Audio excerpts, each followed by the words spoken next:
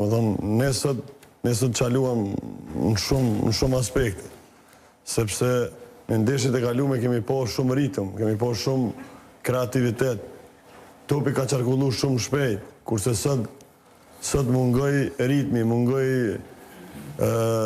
si me thonë, ajo inteligencia e disa lejtarëve që në ndeshjet e kalume i kanë tregu, sot mungu, pra faktor kryesor të këto që ndikojnë kështu, që nuk shfaqen mirë lejtarët në një ndeshje të tillë kaq të rëndësishme është faktori psikologjik. Këto duhet me pranu, sepse është dashur me punu, shumë është dashur me punu në anën psikologjike që ata lejtarë të shfaqen sikur ndeshjet e kaluara. Pra pom shumë stopime të lejtarëve, si me thonë, rrishin në pozicionet të veta, nuk merrshin iniciativa. Nëse një ndeshje ka qenë prej kësaj faze kualifikuese që kemi humbë topa, shumë pa nevojë, unë mendoj që kjo ka qenë ndeshja që kemi humbë shumë topa, të pa kontrolluar. Edhe prandaj ka shumë, si me thonë, shumë ngelca në këtë ndeshje, shumë lejtarë. Pa kështu e quaj unë, kur them ngelca, nuk e them me atë qëllimin e keq, por që kishte lejtar që është dashur me bajt barën kryesore se të kanë dështu.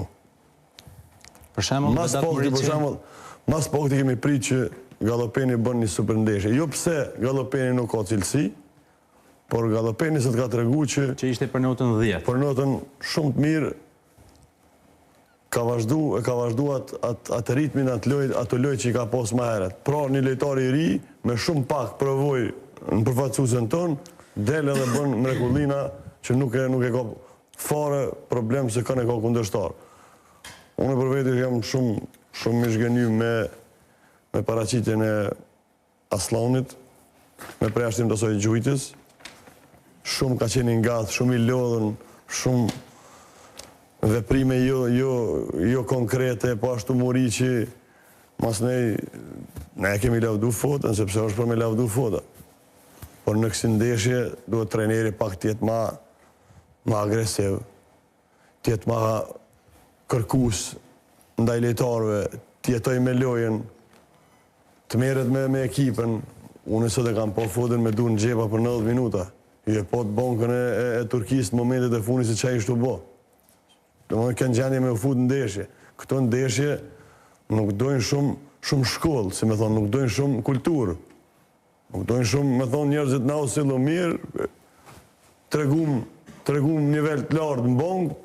Në këto ndeshje duhet trajneri tregohet pak ma, jo pak, por shumë ma i zëshëm, ma kërkus ndaj futbolistëve, sepse edhe mbrana 90 minuti merren masa dhe ndryshohen gjona.